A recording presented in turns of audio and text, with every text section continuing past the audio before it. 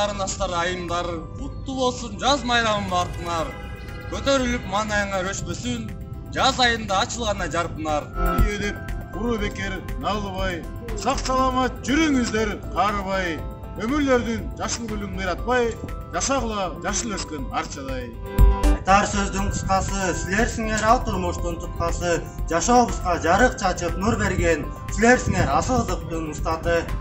8 март майрамыңыздар кут болсун, кубана куттуктайбыз ташып толуп. Узун өмүр, чынден соолук сиздерге самап, турабыз биз жакшылыктын баарын каалап.